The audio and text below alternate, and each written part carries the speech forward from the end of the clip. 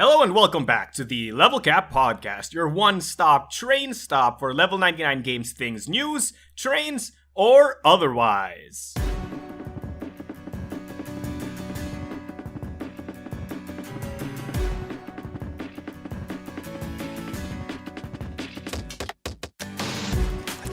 I don't think I understand this one either, but yeah, trains, woo! As usual, it's me, your host, Marco De Santos, also known as Mechanic Critic, and with me is my co-host, Brad Talton Jr., and with us, we have a very special guest, the one, the only... Trey Chambers. Hello. Welcome, Trey. It's me, Trey Chambers. Yeah, and Trey's here with us, and it's awesome. You may know Trey Chambers from such famous games as Argent, the Consortium. Yup, Argent the Consortium, and it's an awesome game, and I'm really glad to have Trey here, because now he knows that we are comedy lords. We are hilarious, and we're just here to shoot the breeze, not the bird. I think you Trey, do you listen to this podcast? I have listened to one episode, I think. Okay, so that means we could repeat all of our content again, and Trey won't notice. Yeah, so, exactly. This is easy mode podcasting. Easy mode podcasting, because we never have to make new original content, and instead we just steal from our past selves. That's just how we do it.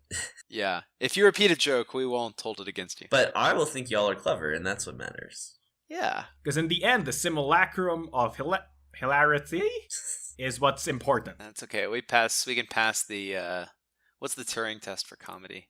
The chuckle test? If a bot can make you laugh, it's a real comedian. Something like that.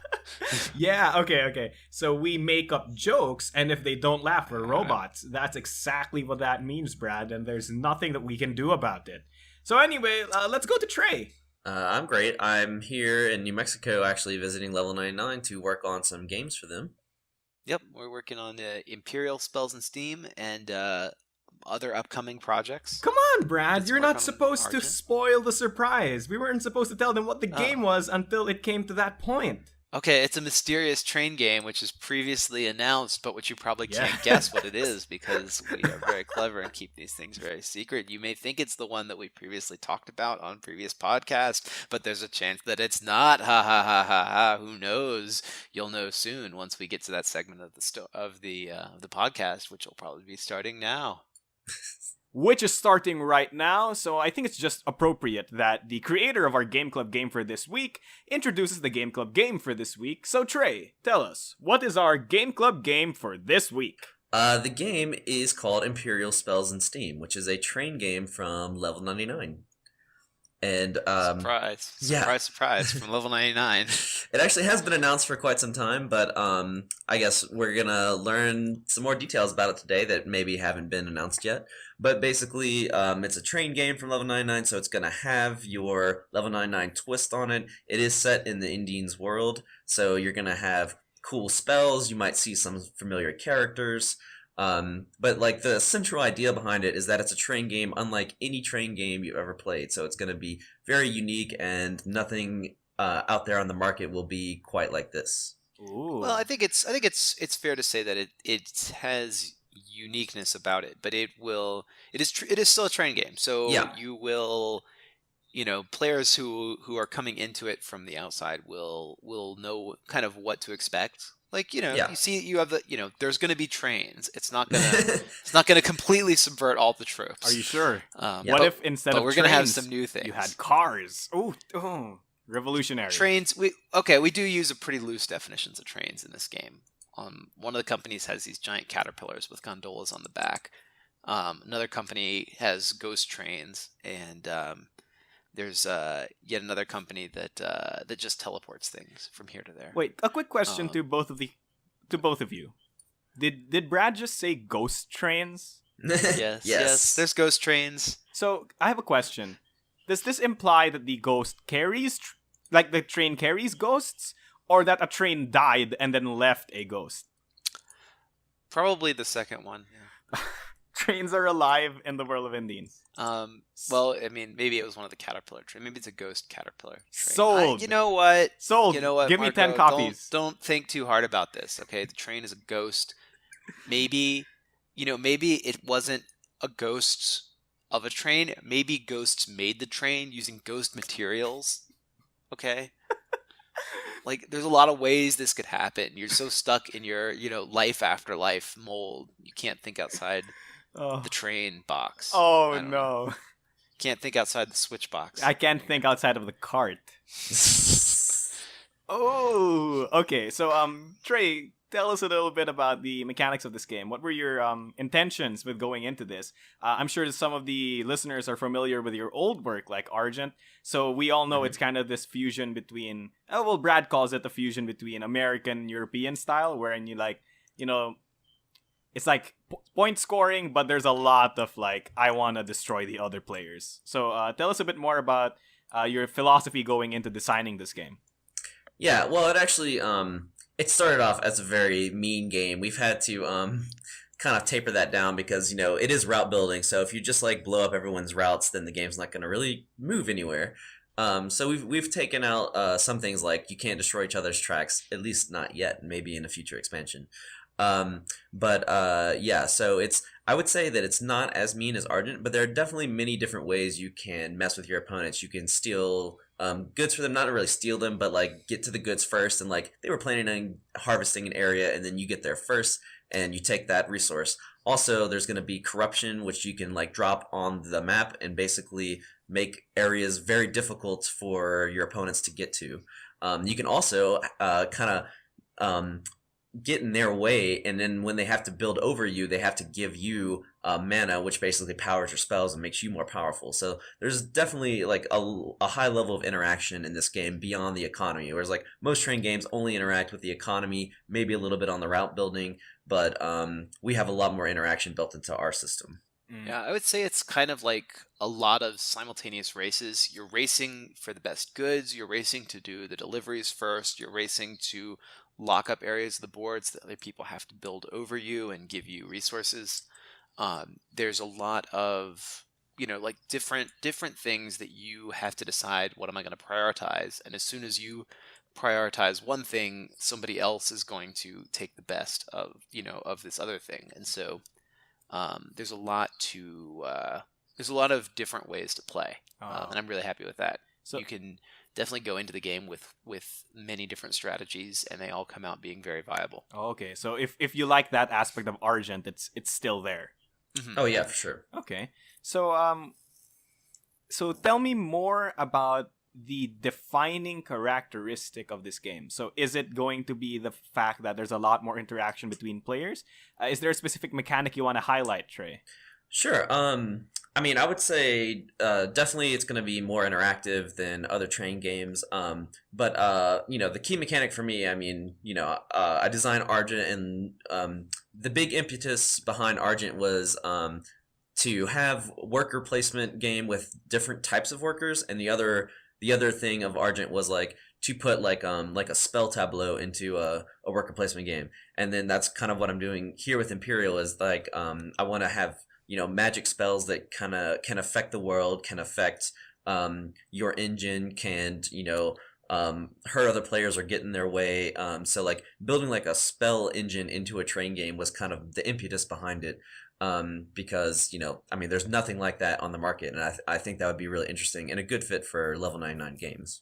I see. Yeah, so to elaborate for people at home, you start the game with your company, and you start with a build track action and a do a delivery and a pick up goods action, and those are your three things, and you allocate your mana to them to do the actions. And as you play, you will acquire new spells, and you'll have up to 4 more specialized actions. And so maybe you can build over this terrain type really easily, or maybe that you can do really efficient delivery, or maybe you can harvest at a certain range, or you can place down corruption to block other players. These unique actions that you'll acquire and change out and continuously upgrade throughout the game will kind of define your real strategy for getting ahead of the other players.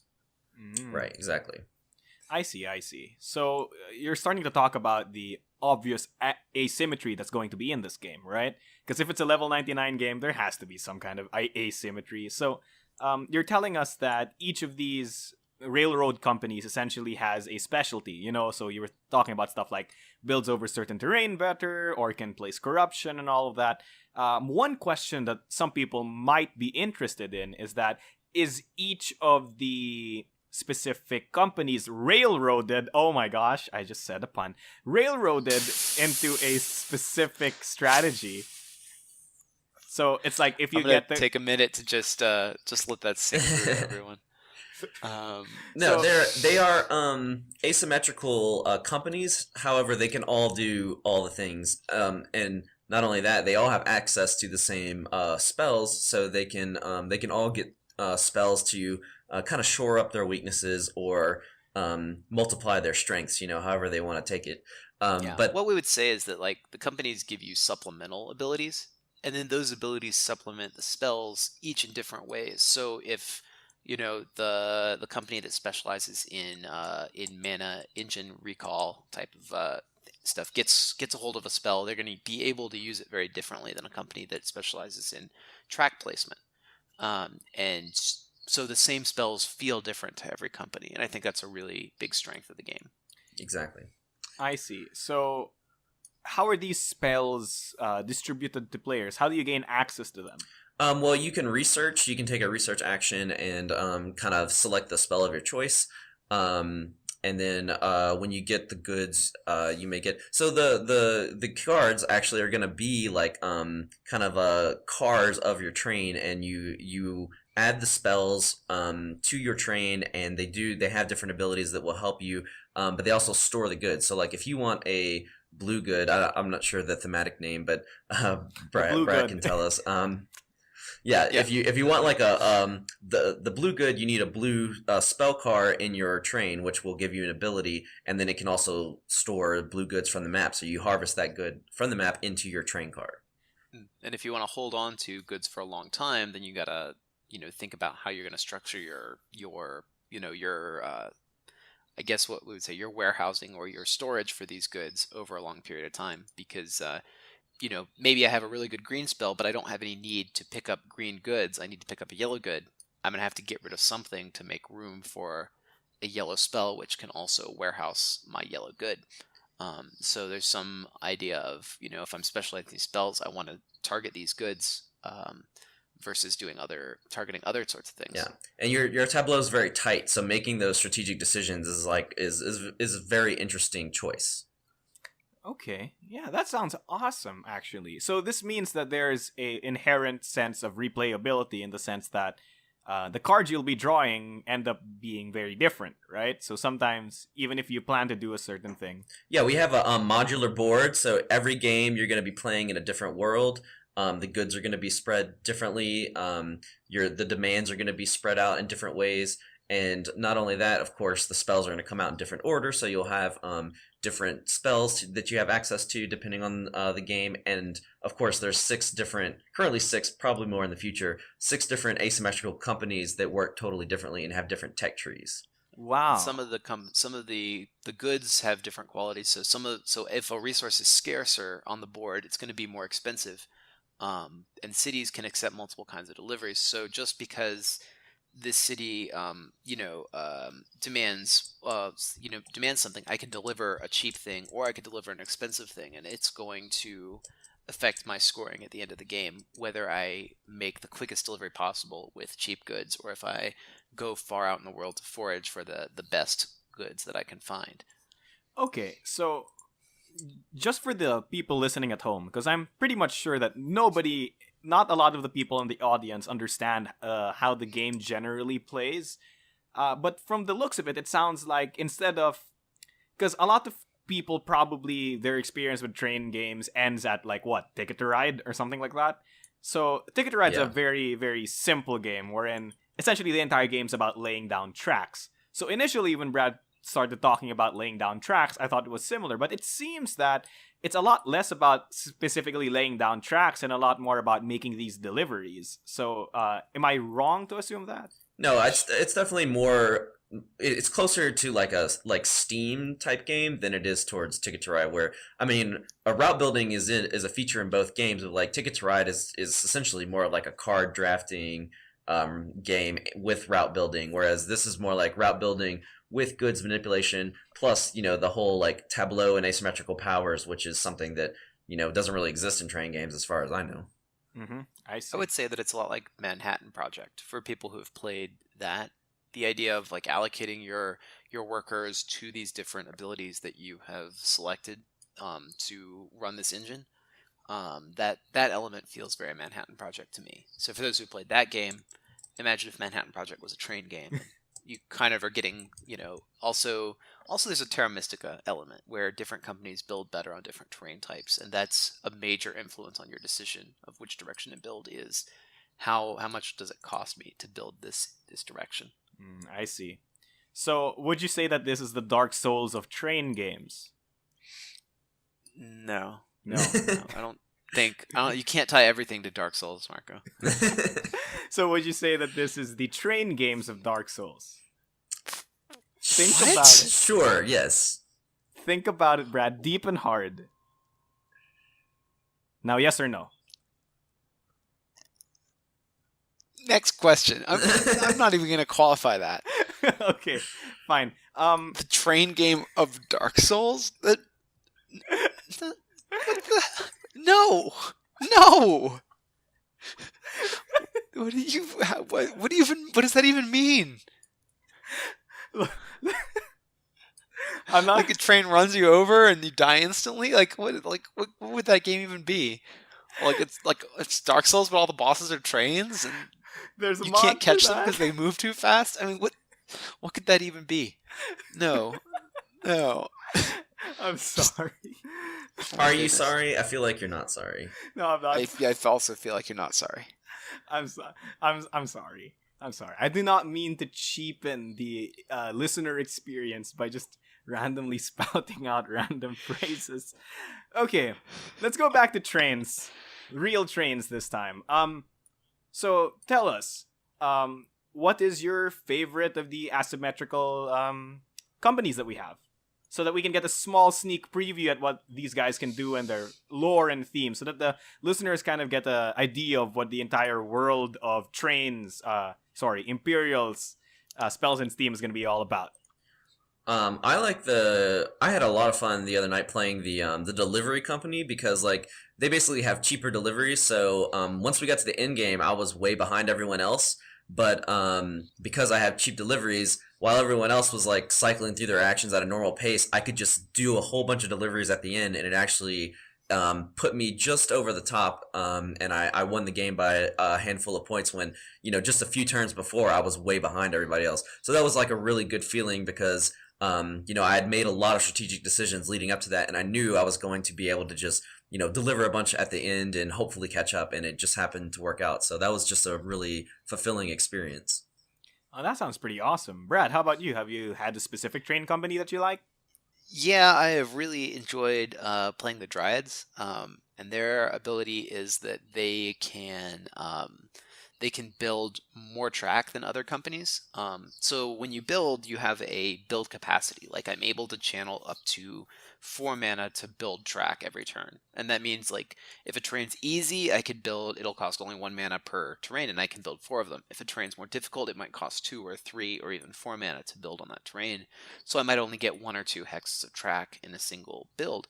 The Dryads have a better build capacity, so they can build up to 5 mana worth of track. And you'd be surprised how much that extra, just 1 piece of track can help you to accelerate in the early game. And it gives you early access to a lot of goods and a lot of spells, and so you have a much broader network than the other players, and you can use that to cut players off or force them to transfer over you. It's just a really nice ability, and it combos well with spells because a lot of the spells use your inherent build capacity as their capacity. Oh, and so it changes the way that you interact with a lot of the track building spells as well. all right. That sounds awesome, actually. So it sounds like Dryads are Zerg rushing trains out. That's what it sounds like to me. Basically, it's more of a caterpillar rush, but yeah, Caterpillar rush. They have these cute fuzzy caterpillars with the gondolas. I love the art. You say that they're these cute caterpillars, but for them to be carrying the cargo, it means that they're giant, right? Wouldn't that be horrifying? But this is the world of Indians, I Well, guess. no, I mean elephants are giant, but elephants aren't horrifying. Yeah, but they don't have cute, like too. mandibles and like 7 eyes. Well, caterpillars, they're like so, fuzzy, you can't really see the eyes anyway. Marco, don't take this away from me. Okay, I won't. I won't. Okay, they're cute, they're cuddly, and they love you. So Yeah. I have a last-ish question, but it's not actually a question. So I've been slipping up throughout this entire segment because I keep referring to the game as trains. Can somebody please take this burden off of me and explain why? Oh. That's actually more Noko's thing. So Noko Mento is the illustrator for the game, and she and Trey have this sort of friendly rivalry where they jab fun at each other. And when we said we're making a train game and it's by Trey, she's like, "Oh well, I'll just call it Trains, TREYNZ." Sigh. And so all the art comes back in folders marked Trains now. Oh. Kind of took to calling it that imperially. She actually sends in. I was unaware of this. Okay. Also, we couldn't come up with a name for a long time, and so the working title stuck. Yeah, I literally gave Brad like 200 titles, and he rejected them all until he finally decided on Imperial. Wow. I like it. I mean, it sounds very train-like Imperial, but Imperial City is also the the city, the capital of the country that you're route building to. Oh, so it's EMPYREAL. Yeah. So I was about to ask this actually. It's spelled the same way Mystic Empyrean is spelled. So is that related, or is that just Brad likes that word? It's not related to Mystic Empyrean. Imperial just means like heavenly or celestial. I see. So here's a quick question. Hey Trey, Yes. if you had your way, what would this game be called? Actually, I really like Imperial Spells in Steam. And I think it was one of my top picks. And I don't remember what my favorite was, but I'm sure it was rejected. Like, I originally called the game Fantasy Rails, like, it's a real game in a fantasy world, but of course, that was just a placeholder title. So I really like Imperial. I think, especially with the subtitle Spells in Steam, I think it really gets the soul of the game across. Yeah. I like it. So, okay, Trey, as the creator of this game, give us a short spiel as to why people should be A, hyped for your game, and B, back it on the upcoming Kickstarter, which comes in when? Probably a little after August, I think. Maybe August, September, somewhere in there. All right, Trey, you got like 30 seconds. Go. Sure. Well, I would say if you enjoy train games, or if you enjoy any kind of like thematic game where you're making strategic decisions, and even if you don't typically go for train games, I think because of the replayability and all the interesting features that we've built into this game, you should definitely give this a shot, because it's not your dad's train game, right? It's a totally unique experience, and there's nothing out there like it. All right. So if it's not my dad's train game, is it my mom's train game? Yes, exactly. See. What? No, that doesn't even... What is that? That doesn't mean anything either. You should get it because it's good. That's also a good reason to get it. Get this game. All right. So would you guys recommend this game? Please say yes. Yes, absolutely. Yes, as the creator of the game, I would also strongly recommend the game. Slightly biased. All right. So that pretty much does it for our Game Club Game of this week. Imperial, Spells, and Steam. If you guys are hyped for the game, tell us in the comment section down below. And if you want us to talk about any of our other awesome games, or want us to talk about some other game that you think we'll all be interested in, please put those in the comment section as well. Or if you want us to have another special guest on, then tell us. Oh, just make sure it's reasonable. Don't ask us to get former President Barack Obama or something. Though that would be great. Wouldn't you agree, Brad? I don't. I know that Obama does things, but I don't know that board games are one of those things. What? No, I've heard he's a big fan of this podcast, so I'm sure you could get him. Yeah, that's right. Yeah. Like all sorts of people are fans of this podcast. They say actually that Shakespeare was a giant fan of the Level Cap podcast. As was Julius Caesar and and Moses. Yeah. So They must have been. Oh, so that's why they make cameos. Any of those folks actually would make great guests. Yeah, they make cameos in like Millennium Blades, right? So no wonder they're there. They're old friends of the show. That's right. Yeah, it's just tongue in cheek. We don't want to play off of anybody's celebrity, but we got some pretty high profile fans. Yeah, high profile fans in high places, and I mean really high, like possibly past the skyline, like the afterlife. that high.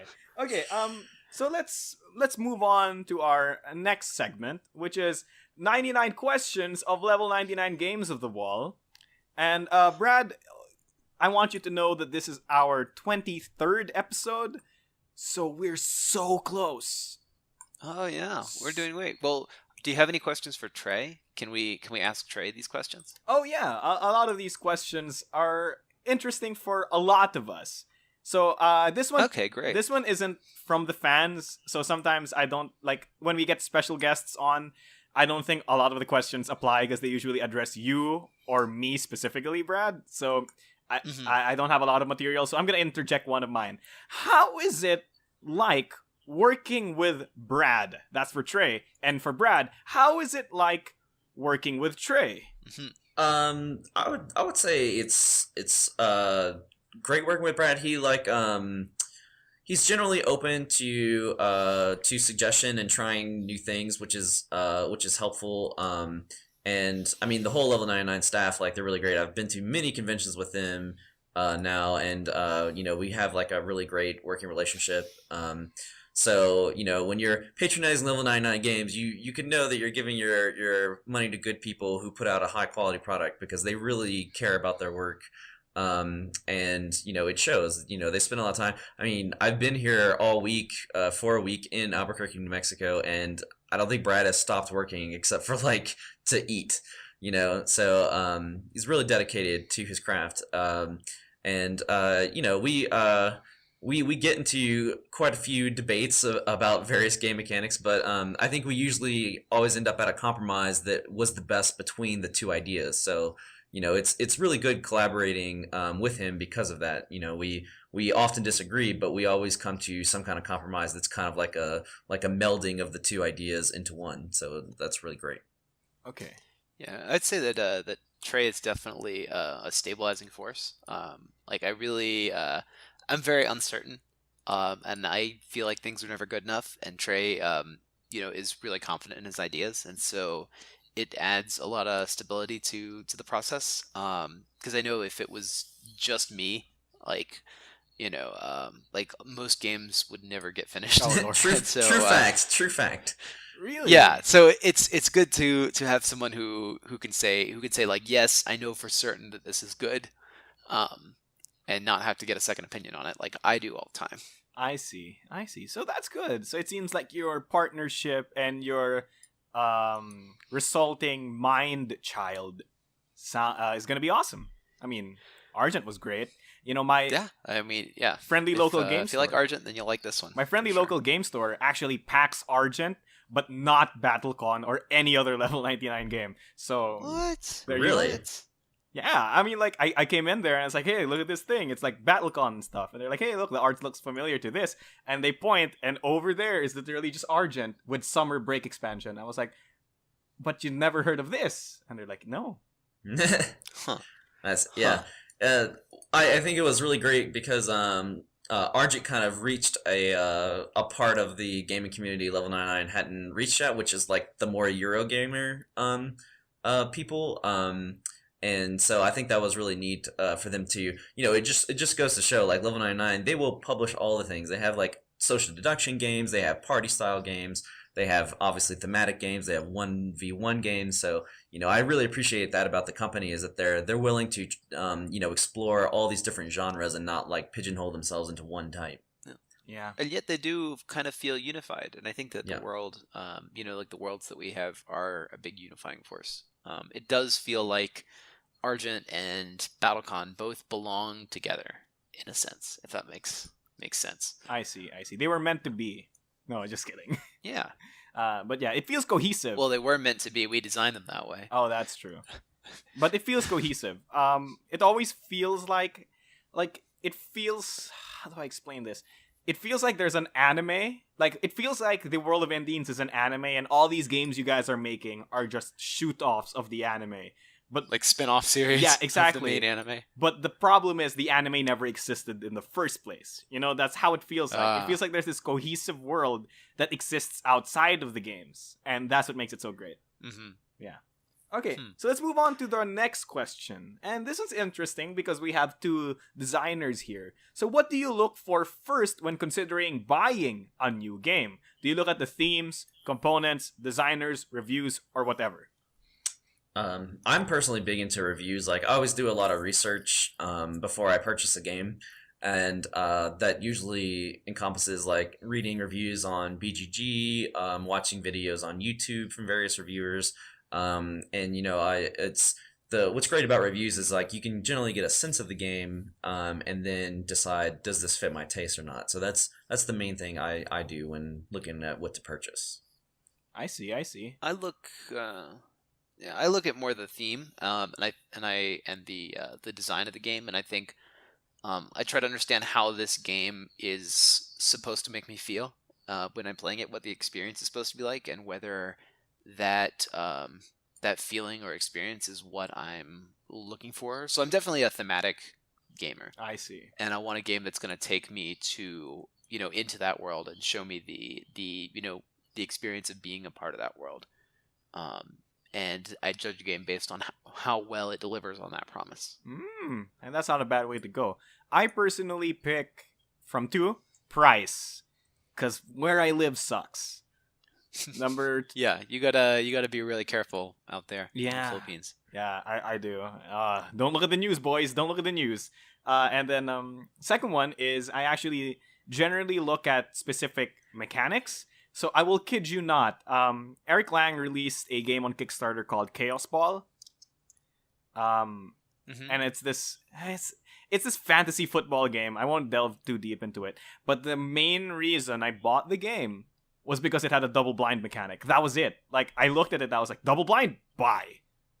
I mean, like... Yeah, I've yet to play that one. Yeah, it's pretty interesting, pretty fun. If you get the time, play it. I like the characters. The thematic world is really fun. Like, you have an entire team just filled with demons, and another entire team filled with, like, cat girl commandos. So there's an entire army of cat girls. But they all have, like, guns and, like, M16s or whatever, so it's funny. Yeah, so it's like typical fantasy anime cat girl. Like, they're all, like, cutesy and whatever, but they all have military grade weaponry, so it's funny. Okay, the last question, and this is something that we touched on very gently earlier, but I think it'll get juicy with this question. So are you two prepared to hear? Ready. I guess so. Okay. How do you know when a game is done? When playtesting is done and a game is really finished? Do you want to go first, Trey? Sure. I mean, well, just like anything else, I do consider games as art. I know that some people don't, but no piece of art is ever finished, right? There's no perfect game. There's no perfect movie. There's no perfect book. There's no perfect video game. Like, all these things, nothing's perfect. So at some point, you just have to, like, reach a level where you're like, we can keep fiddling with it, but it necessarily won't be better at that point. It'll just be different. So I think when you reach a point where, like, you can't really improve upon it as far as, like, quality or how much fun it provides, then at that point you should just go ahead and publish it, because yes, you can keep tweaking it, but you're not going to make it more done. You're just going to make it more different. I see. Well, Brad. Yeah, I would agree with Trey on that too. You really can't ever be fully finished with the game, but I think there is a really good litmus test which I use. If after playing a game, we immediately talk about playing it again, or we immediately play it again if it's a shorter game. Like if after the game we are immediately interested in having this experience like another time, then I feel like the game is ready for publication. Right. And that has that's not led me astray so far. That's a pretty great litmus test, I think. Oh no, I'm so sorry, Brad. I'm so sorry. Led you astray? Okay. Yes. Yeah, you should apologize for that. Yeah, you should. That's why I did. That's that. You're trying way too hard, man. Christ. All right. And that pretty much does it for our level 99 questions segment. I hope you guys all enjoyed our little quips, our little answers to your pressing questions about level 99 games and the production of our games. If you guys want to ask us any specific questions about game production, about our worlds, or maybe, heck, sometimes our personal lives, whether or not we like specific kinds of games, do put in the comment section down below, and we will get to that question eventually. And finally, we're on to our last segment, guys, our News 99, where we deliver our hot news into the train station that is your eardrums. I don't know, trains, deliveries. Wow. Okay. Trains, stations. A for effort, Marco. Yeah. So yeah. News for this week. The big news this week is that Soul Swords Olympus is now available for pre-order. This is the highly anticipated sequel to the original Soul Swords. It is expanded alone, so you can play it by itself, or you can play it together with Soul Swords. Ooh. To have twice as many hero options. The new game edition is really good. We've done a lot of testing. We did a lot of cleanup. We did a lot of just building on the formula. And so I'm very excited for Soul Swords Olympus. Should be shipping out middle of July. All right, that's awesome. Trey, do you have any news for us? Yeah, actually, well, besides the various games that I'm shopping to level 99 this week, hopefully he'll pick up one of them. We'll see. We also have a new Argent mini expansion coming out that will be coincide with a second edition Kickstarter that I'm sure Brad will inform y'all more about very soon. As far as me personally, I'm always designing games. But I also am launching a game podcast, and that'll be out in just a few days. We have the first episode in the books, and you can... What's it called? It's Eternally Bored, but bored spelled like, board games. So Hey. Eternally Bored, yeah, no, hey, I love puns, so I actually appreciate all the puns that have been happening in this podcast. Thank you. But yeah, it's you're welcome. It's Eternally Bored, no spaces, .com. You can go there, check out the site. I don't have any episode uploaded yet, but probably by the time you hear this podcast, the first episode will be up. We're also going to throw it on YouTube.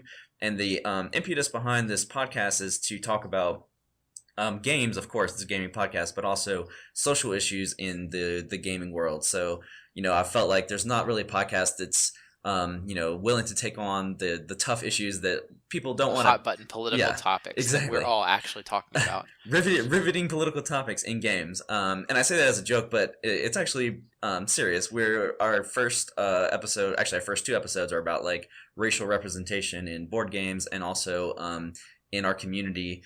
And I have a great co-host, and we talk about a lot of these issues that we've encountered both in the industry and in our personal lives, gaming. And so it's really interesting and hopefully different from other gaming podcasts out there. So please check it out. Yeah, that sounds great. Sounds like it could be a lot of fun. Yeah. Yeah. I'm looking forward to listening. So Is it going to be on iTunes? I'm gonna try. This is my first foray into having my own podcast, so I'm gonna try to throw it onto as many websites as I can afford to throw it onto. Well, you see, kid, when you grow up to be a 23 episode podcast, you learn a lot of things. Yeah, I might pick your brain about that. Actually, that would be helpful. yeah, sure. We can tell you how to get it on iTunes, all that stuff. So Excellent. happy to help. That's awesome. And that pretty much does it. That has been this episode of the Level Cap podcast. What is happening? What's wrong with me? So many things. Just don't try too hard, Mark. Just accept it. Just accept it. Okay. So that pretty much does it for this episode of the Level Pat podcast. I hope you guys all enjoyed. What? Well, you said to accept it, so I did. No, it's just okay. All right. Okay. So I hope Thank you guys for listening to episode 23 of the Level Cap podcast. I am your co-host, Brad Talden, your main host, Marco DeSantos, and our special guest, the ever trainable Trey Chambers. God. Yes. Bridge too far. Bridge too far. Hey, there are bridges in your game too, right? Oh lord. All right. That's all, folks. See you next week. See ya!